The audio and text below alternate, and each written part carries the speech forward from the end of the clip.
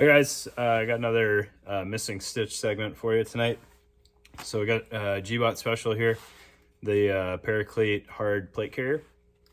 It's still very much a capable plate carrier today, with some slightly outdated design features.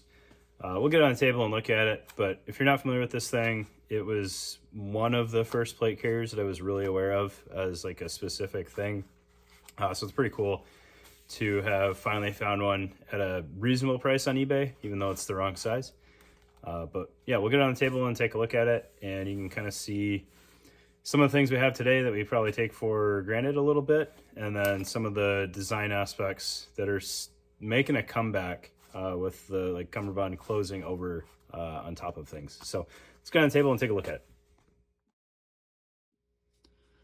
All right, so we're looking at the Paraclete hard plate carrier here, HPC.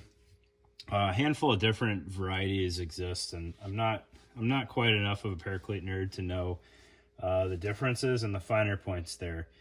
So we'll just go through the features, and then if you know of an oddball variant, just throw it in the comments, and maybe we'll somehow take a look at it later on. All right, so it is a fairly basic plate carrier compared to what's available now. But at the time, it was kind of interesting. And like I said in the introduction, it is too small for me. It's a size small, so I can get it on and secure it. But a lot of the functionality that you can potentially work into this is kind of lost by being just a hair too small. All right, so looking at the front plate bag, massive Velcro field on there, and 5 wide molly column up top, or rows there, which is kind of odd, right? It's I don't know, odd molly columns can be strange to work with, right? But it's also, just 2 rows. So what could be mounted up there at the time? You probably wouldn't see a lot of like pouches actually attached there. You'd see, flashbangs, rubber band on there, tourniquet, some push to talks, and it's adequate for that, right? Looking at the plate pocket, oddly enough, it fits small ESAPs and backers better than any other small vest that I've seen, right? The Velcro is fully lined up, and it fits in there with no issues at all.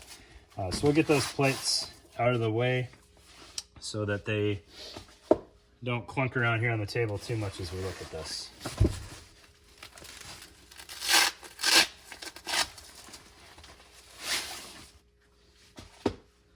All right, so with the plates out of the way, old school Paraclete, absolutely heavy duty stuff, all 1,000 denier Cordura. It was just the way back then, right? With just a straight up Cordura flap on there to engage the Velcro. You didn't have any stretch panels or ventilation or anything crazy like that. You know what? We liked it, right?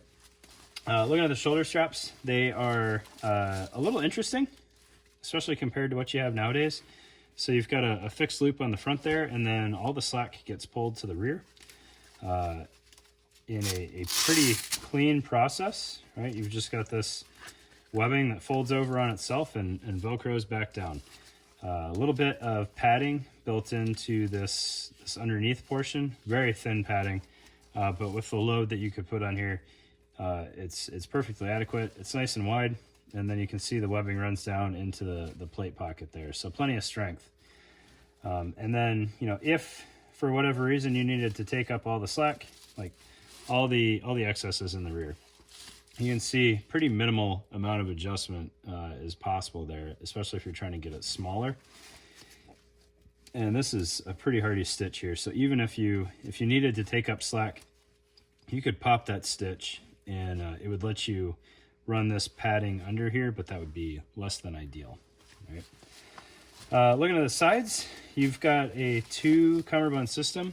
Oddly, neither of them are really elastic, which on a lot of Paraclete vests, you'll see a inner elastic cummerbund and then the exterior kind of load-bearing cummerbund. This one is all fixed length webbing that you can very easily, throw the plate carrier over your head and then grab this side webbing, run it through the tri-glide there, and Velcro back on itself. No issues reaching that or doing that. I was pretty much maxed out on the length there. And you do that on both sides. And then you've got this cummerbund that wraps around the front. And Velcro's in place, zipper's in place, and then you've got these snaps up top to help kind of keep everything locked in there.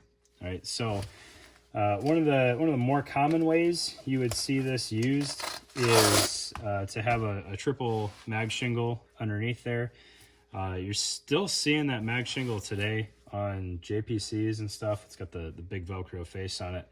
I don't necessarily know why it's still popular, but back in the day, that was kind of one of the only options you had if you wanted a magazine shingle, especially something that would go under a cummerbund. What is interesting is donning this portion is not at all intuitive because you're going to need a little bit of slack there to be able to secure the zipper. But then once the zipper is secured, you also have to kind of get rid of that slack somehow. Otherwise, this kind of just bunches up here. All right, if you're throwing it on quick in a hurry and you've got that extra material, it's really not a huge deal. But to kind of get it smoothed out is a little bit of a process, which I had failed to fully envision. All right, so once you get it on there, you work your zipper. And you can see I got too much overlap here, so it's going to fight me. Or it's too far away. Or I broke the zipper. I don't think that's the case. You know, when I had it on, it wasn't nearly this hard. Anyways, you get the zipper all the way down, and then throw on your snaps. The way that the cummerbund attaches in the rear is also kind of strange. So you can take up adjustment by moving where the cummerbund attaches closer and closer to the middle. That said, your adjustment is essentially 3 inches at a time, because you're moving it 1.5 inches, and you really should move it 1.5 inches on each side. So 3 inches at a time. Good range of adjustment if you need it smaller. Like I said, I've got this thing kind of maxed out. But what I didn't realize is within this kind of lacing here, there is elastic inside there to give you a little bit of last minute adjustment. So these pieces of webbing here stop you from asking too much of that elastic. But you can see you've got about 1 inch of room to breathe in there, which is kind of why this is not bar tacked all the way down. And then over here you can see your cummerbund runs full length in a handful of places for strength. Okay. Inside on the cummerbund, no side plate pockets or anything like that. This thing would probably be a real chore to don if it had side plate pockets in it. And I imagine side plate pockets on the exterior are going to make it also pretty challenging to get everything secured the way that you want to. But the way that these attach is fairly intuitive now that I have it in hand. But you start at the top and get your tips here. These are essentially Paraclete tuck tabs at the end of your cummerbund. So you've got this bottom portion that's going to run through the middle here, and then your bottom tab is going to do exactly the same. You're going to run it up through here, secure it on this middle loop, and secure it down here. And that's how everything ties in. So it's actually pretty quick to adjust the fit of the cummerbund if you need to. Like now it's out, and we just move it over, and we can tie it in there just as easily. So you can see how that would be fairly quick to move between those three options as you needed to. That said, if you add a layer or something like that and it's just bulky enough, you're going to need to resize it, and like I said, you're limited in how minute you can make those adjustments. But pretty cool having one in hand, having never had one. I've got Paraclete Ravs that I've had, and I'm a big fan of those, but I've never actually managed to get my hands on a HPC, so that's pretty cool. Unfortunately, too small for me, so if you guys are interested, hit me up on Instagram. It'll be on the chopping block on the garage sale page. But there you go, Paraclete HPC. Thanks for your time.